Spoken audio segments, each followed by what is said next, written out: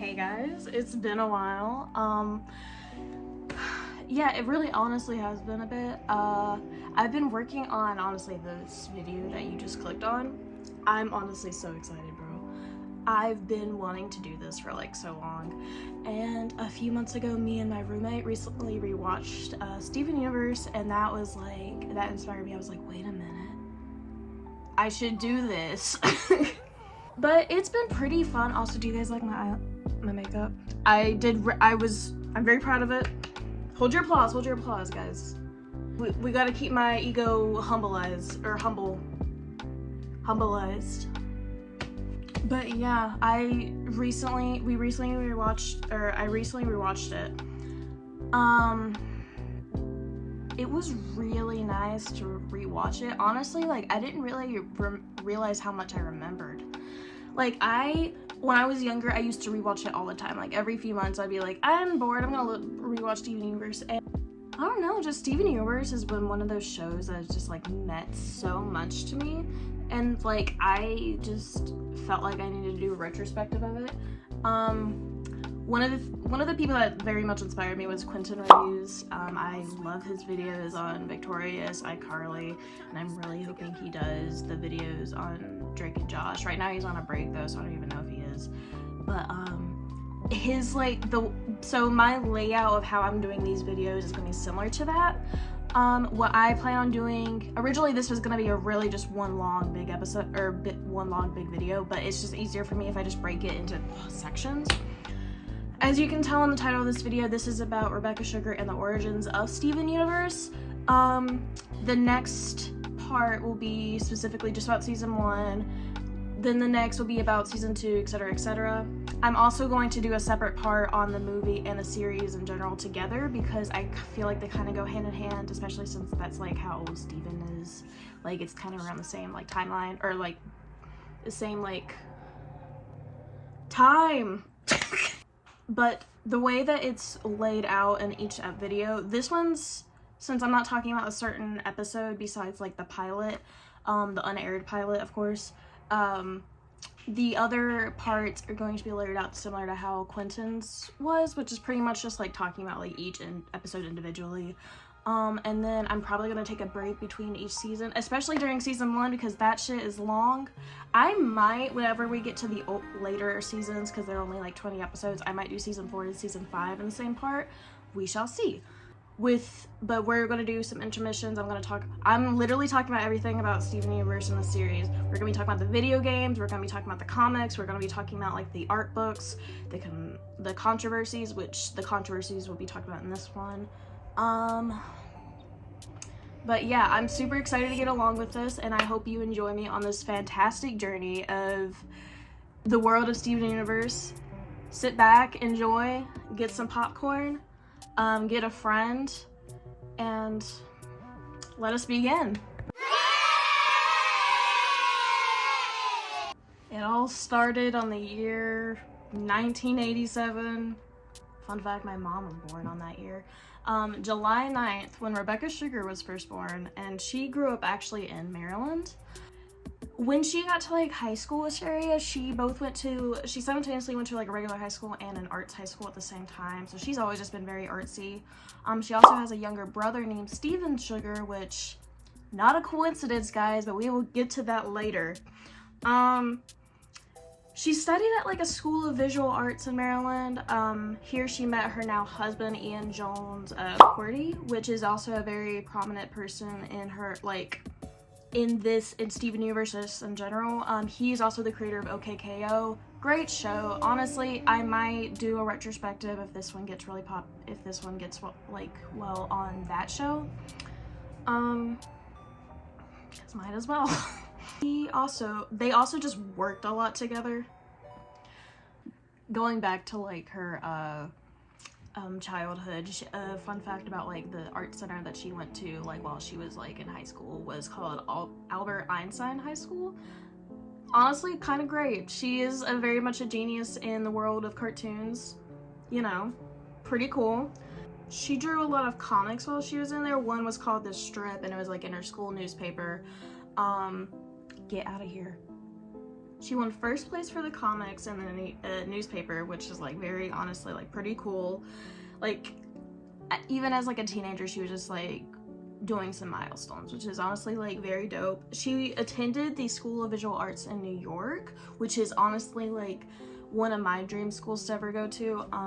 As an like I really want to be an animator, so like, and even though like growing up, I'm not a big fan of her now, which we'll get to that in a little bit, but like growing up, Rebecca Sugar was definitely one of my inspirations for that, because like, wow, she really did this. She graduated with a Bachelor of Fine Arts in 2009, and she directed like a lot of short films during this time. One was called Johnny Noodleneck. In 2009, she wrote and animated it was just a short film called Singles. She also did this with her husband. They've done like a lot of projects together. Like ever since their career started, they've done a bunch of projects. One thing that they did a lot back in like 2007, and this was on YouTube, so like this was like early YouTube. Ian Jones Cordy worked on him and this guy named Jizreel. I don't know if I'm saying his last name right. I'm so sorry. They started like a YouTube channel called Knock Force, which was like an animated series. It got a lot of like attention at the time because like this was so new, and like YouTube like just started like a couple years before, back in 2005. So a lot, like they instantly like started getting like a lot of views. A lot of people were like very interested in like these like small animated short films that they could just watch for free, because typically you have to go on cable, or if you wanted to go watch a movie, you have to go and see it like in theaters. So this was like very groundbreaking at the time.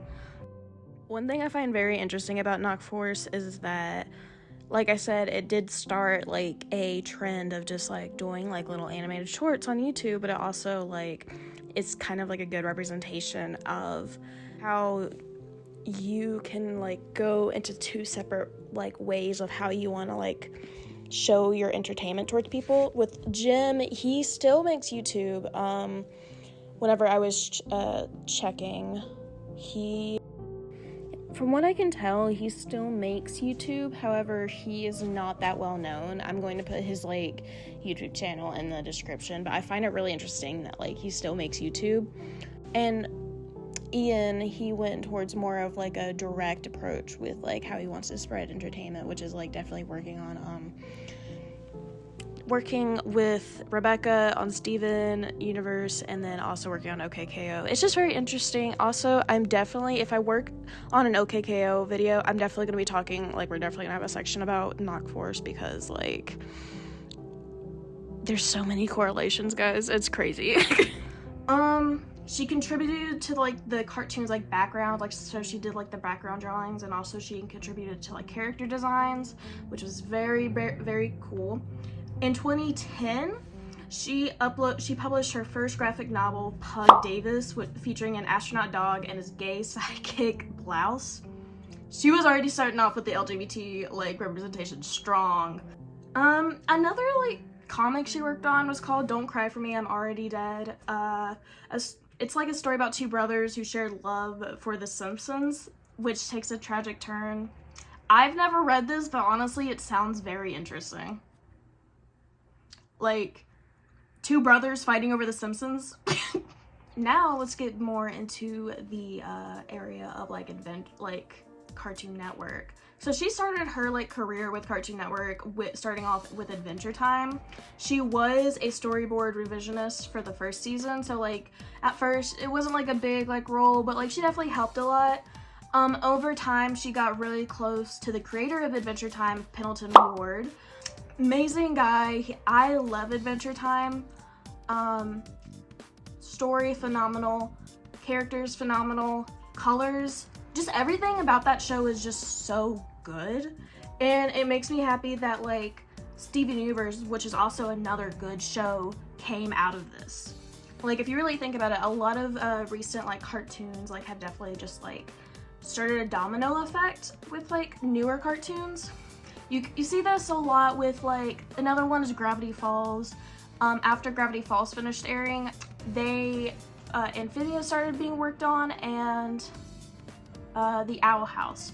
And also the Owl House is also like in the same like universe kind of as Gravity Falls. Fun facts, because apparently Ida canonically married Stanford Pines at some point. Very cool fact. I love that woman to death. Never finished the Owl House, and I need to at some point, but good show. Definitely give it a watch. It's a good show, and it also has like another show like with great representation for LGBT. Anyways, back to it. Her first episode in Adventure Time was It Came from the Nightosphere, which is about...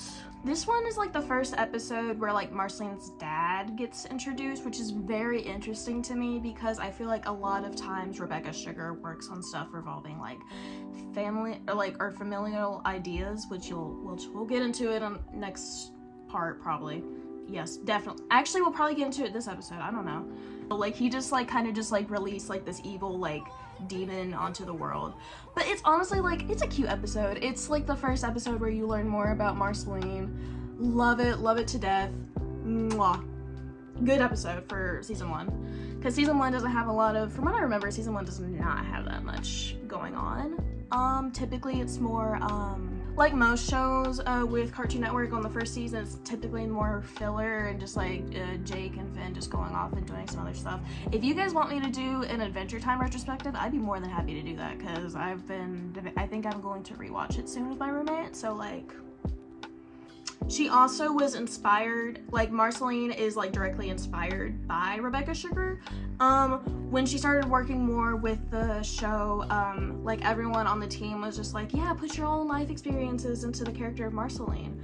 And which is like amazing, because like Marceline is such an amazing character, and like you can definitely tell like when a character is more fleshed out because like they put more care into it. And typically artists will find like issues that they've done in their life, or not issues, but like their like past experiences onto like their art. And so Marceline is just like a great like representation of that, honestly. Around season 2, she got promoted to be a like official storyboard artist and also like a supervisor, so she like looked over more of the like the storyboard like stuff, like whenever it came up to like episodes that she needed to take over for like storyboarding. Production like for like Steven Universe kind of started between Adventure Time. Production on Steven Universe started around season 2 or season 3, but she's continued to work on Adventure Time until like season 5. And her last episode in season 5 was Simon and Marcy. And honestly, that is such a gut-wrenching episode. Oh my god. She also came back for Distant Lands for a bit, but she played as Marceline's mom, and like she voiced Marceline's mom, and she wrote the songs for Distant Lands. She wrote Woke Up, and I want to say the other one that was in the Marceline and Bubblegum episode. I forgot. I'll put it right here if there is one. I was actually wrong. She actually did not write any of the songs for Distant Lands.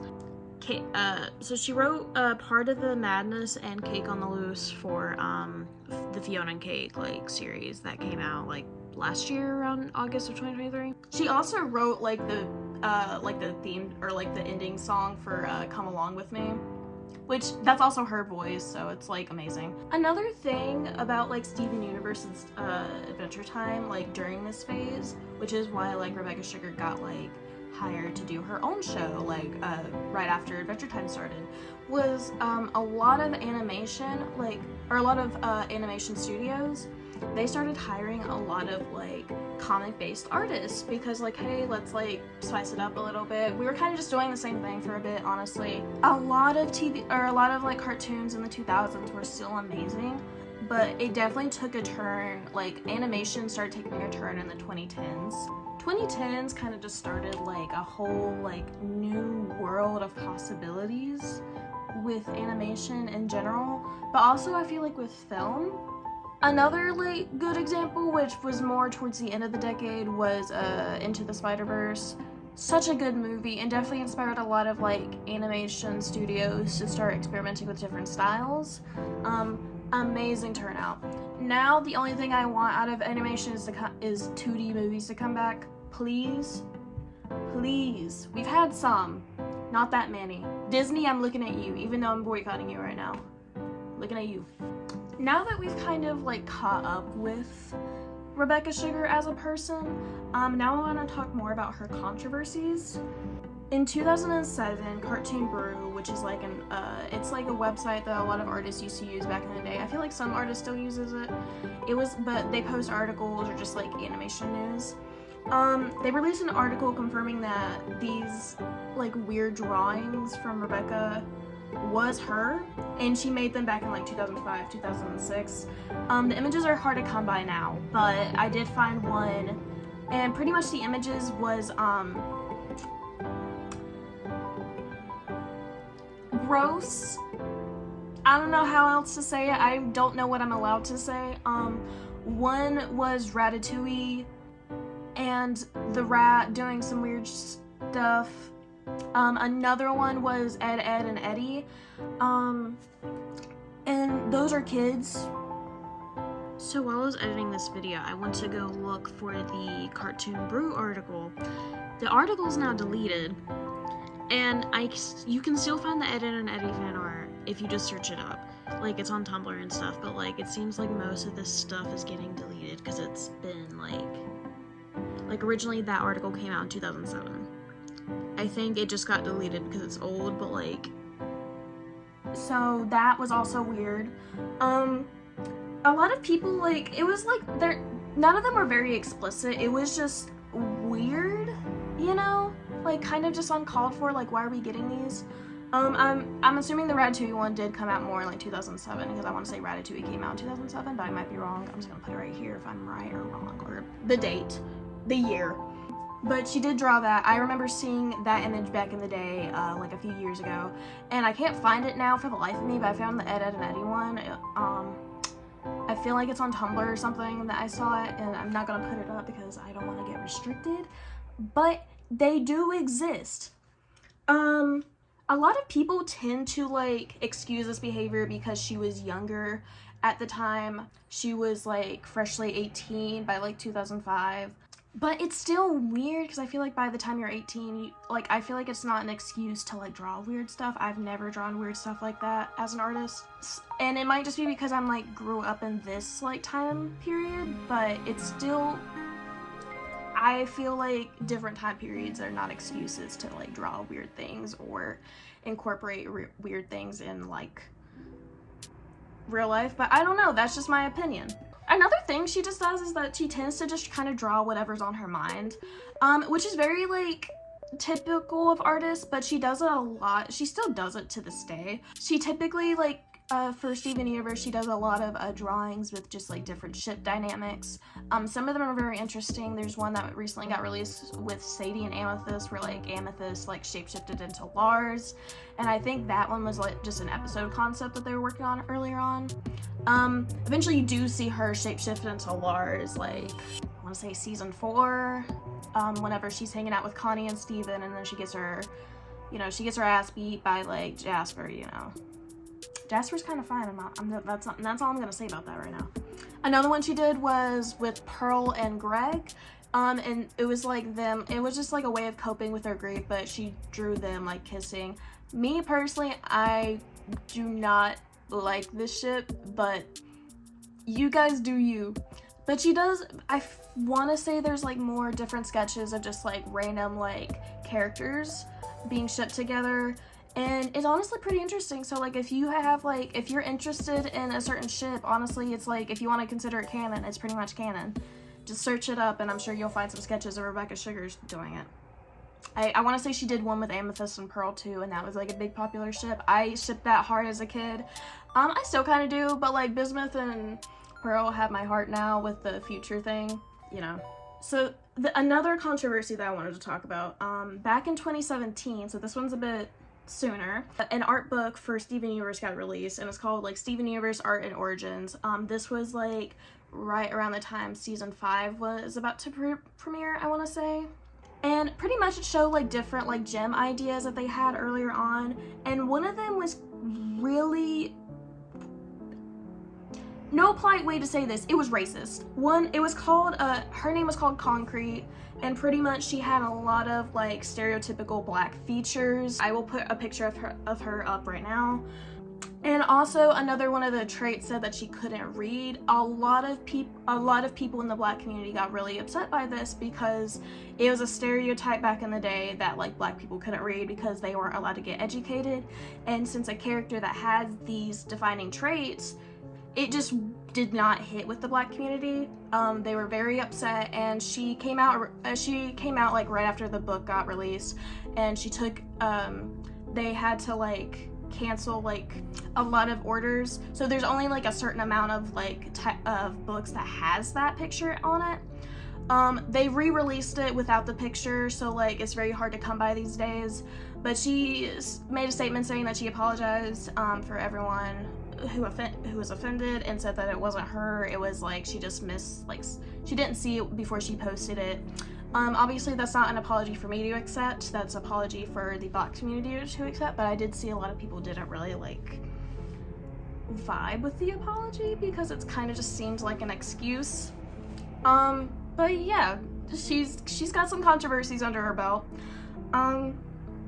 So does her husband, but like I didn't do research onto that, and that will be a video for another day if I do the OKKO video. Now we're done with like catching up on Rebecca Sugar and her life and her controversies. Let's get on to the actual origins of the show. It was loosely inspired by her brother Steven. She has a younger brother who also works in the artist field. He's not as popular, but he does do some storyboarding stuff. They filled the show with stuff that they loved as kids, like with fantasy-esque themes, since it's very much a fantasy show. One of the ideas was the idea of fusion, because that concept came originally from Dragon Ball Z. Often you'll see those characters fuse into like two. I grew up watching a little bit of Dragon Ball, but I don't know why, but I don't remember them ever fusing. I did watch like a few stuff like growing up, but like it was usually like late at night because I had to wait till Adult Swim came on. And that's probably why I don't remember it. He now he still is a big person. He is now a background artist. The most latest job he had was a background artist for the Owl House, which is pretty dope, honestly. Like, worlds colliding, guys. The Gems play as different versions of Rebecca to her brother. Garnet is being the more cooler, the more like just like the cool like sibling dynamic with her brother, and then Pearl is the more like overprotective one, the more responsible one, and Amethyst is more the one, the person where like is able to have fun with him and just like play around and stuff, which is I find honestly very cute, like little like idea now that I know that now, because like that's so cute, honestly, if you think about it. Honestly, more the Gems played more of like a motherly role because of the lack of a mom, but it's still like a pretty like interesting dynamic, which brings back to what I mean by earlier, she continues to put in family dynamics in all of her work. Pretty cool. In 2011, Rebecca first pitched Steven Universe, and she was instantly able to start working on it. Like the Cartoon Network loved it. They're like, let's get this working, let's get you a team, and like it just started from there. Steven Universe was released in 2013, so it just took them a couple years. I want to say by 2017 they did have the whole story finished. They just had to finish like some animations and stuff, and 2019 was whenever the series finale was fully released. After they gave the art presentation to the company, they started working on the characters and their dynamics, their personalities, before Cartoon Network could take full control. She wanted some liberty with it, so that's why she was able to do with what she was with Garnet. She's honestly very smart for that, because like if she didn't do that, I don't even know of how. Honestly, I feel like someone could have like done more with like LGBT rep in the cartoon like industry, but it still like led to like a lot of like groundbreaking stuff for LGBT representation in cartoons, because like for a long time people just did not like that in cartoons. They think it's like sinful for kids to watch that. And it's really not. It's just love being what it is, just love.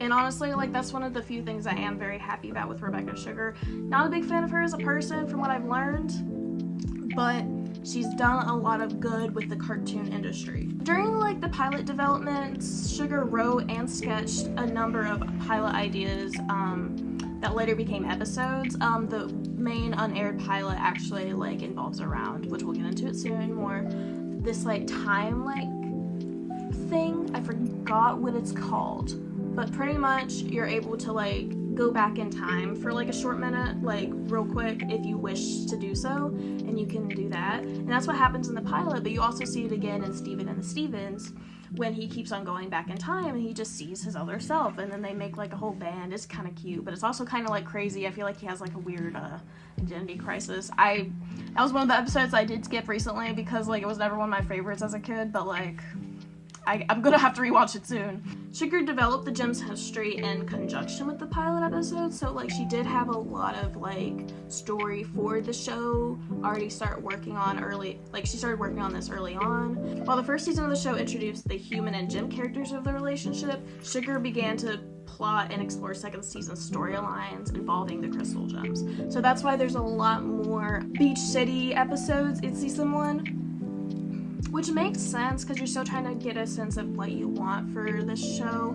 Adventure Time did the same thing. It was more season 1 was just more filler. I feel like season 2 was also a good chunk of filler, but like they started to get more creative with the story, with the plot of what they wanted to tell for each character. Very interesting. I really enjoy like the slow introduction in cartoons. A lot of people don't, but whenever I was rewatching Steven Universe recently, I actually really liked the filler for the most part. It kind of reminded me of I want to say Bob's Burgers, honestly. Like it kind of reminds me of how like the town in that show kind of just like talks to each other, or just like everyone knows everyone. I don't know, it's just really a cute little idea. During the pilot development, Sugar wrote and sketched a number of plot ideas that later became episodes. The series' initial premise focused mostly on Steven's like human side rather than his magic side, but the premise was later changed, which makes sense for for season 1 since, you know, like I said, filler. But honestly, like I feel like most of the show is definitely like equal towards it. Like 1 is definitely like it's still like it's very important to show Steven's human side in the show, but it's also very important to show his Gem side. And I feel like that they did really well with that. A lot of people argue otherwise, but like I still really liked most of the Beach City episodes by season 5. Yeah, it kind of got annoying and like the pacing was a bit weird, but like if they just fixed the pacing, I feel like it would have been like amazing. Sugar developed like the Gem's history, and like at this point, like when she was like still working on the pilot but still working on season 1, she started to like explore like second season storylines involving the crystal gems, and it was pretty dope. I honestly really like season 2. I think season 3 has got to be my favorite. I don't even know. I think it's in the middle. The arc where Peridot turns from bad to good, my favorite.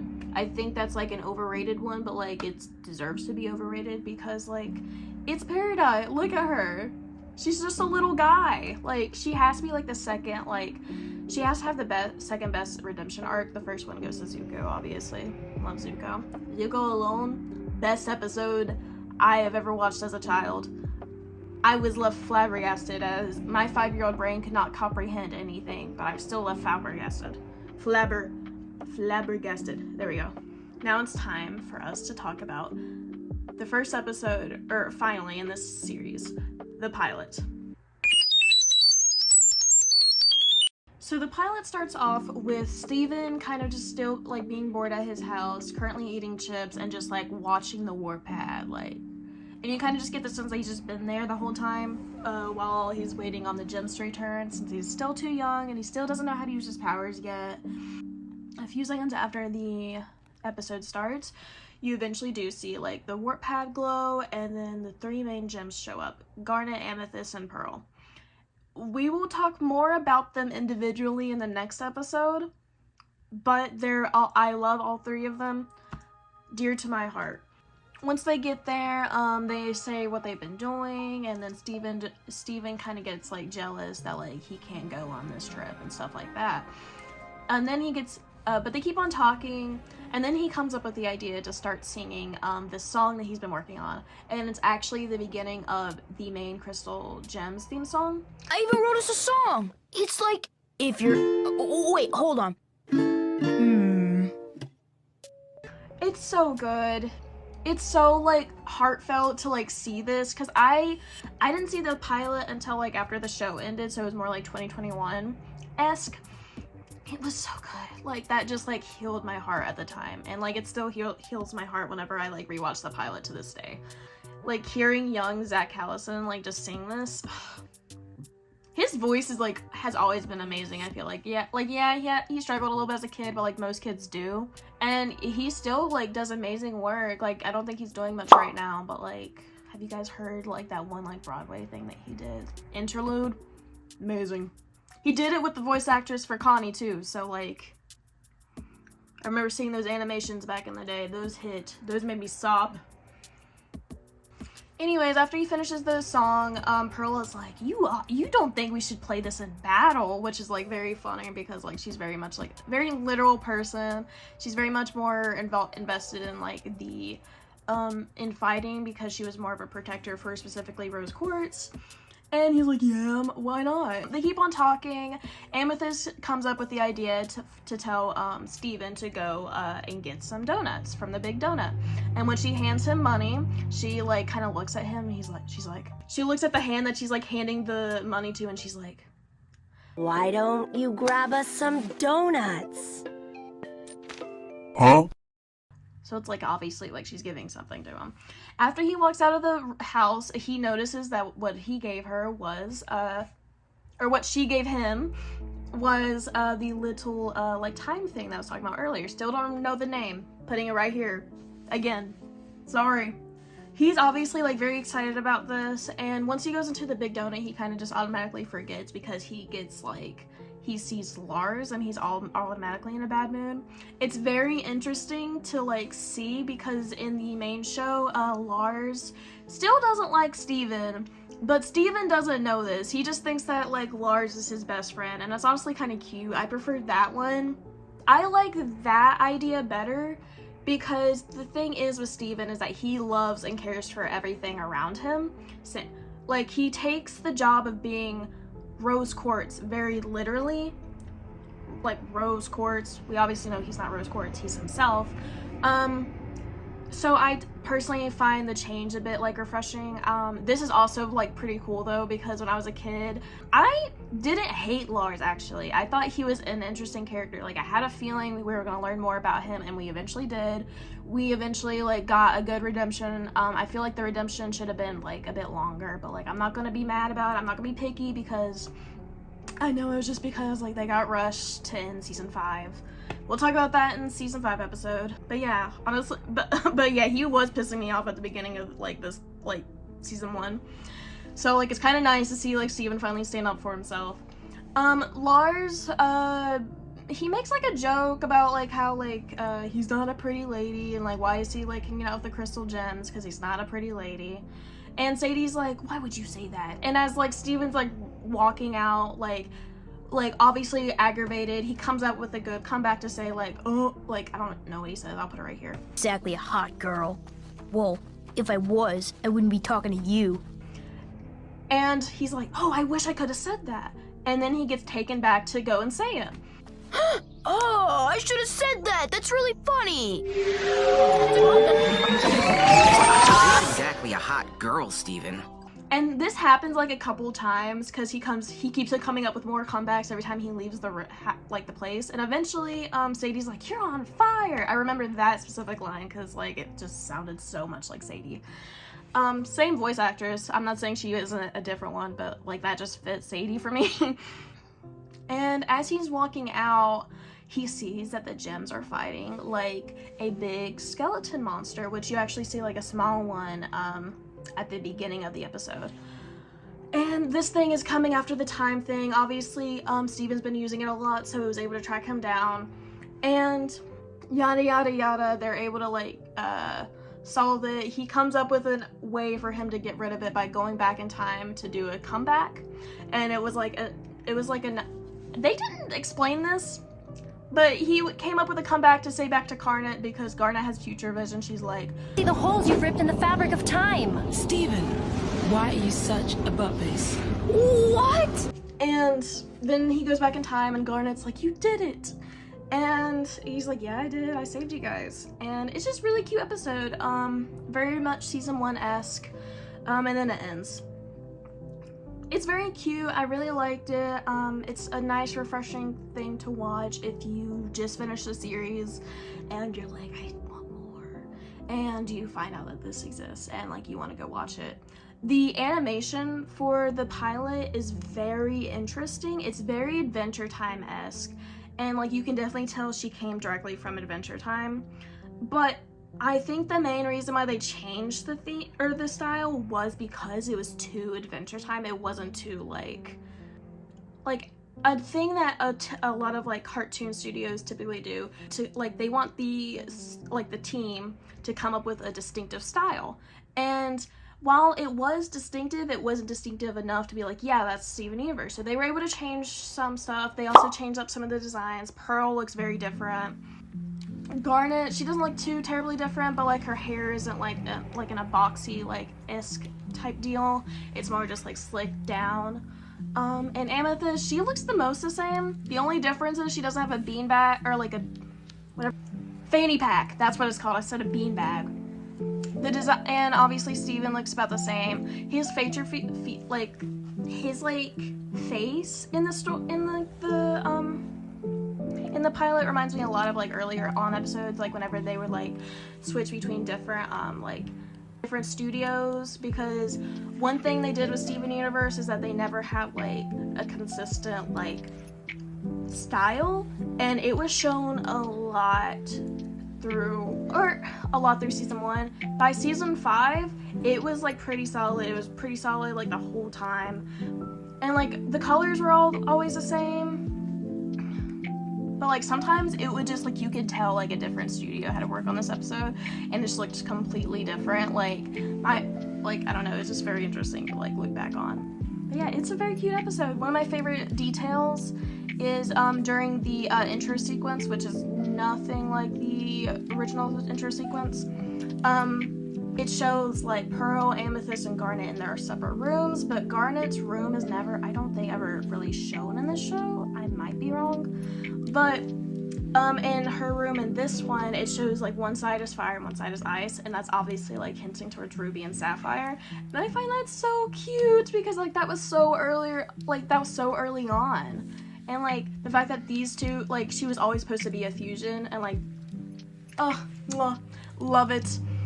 So that is about all the time I have for today. I hope you guys enjoy this video.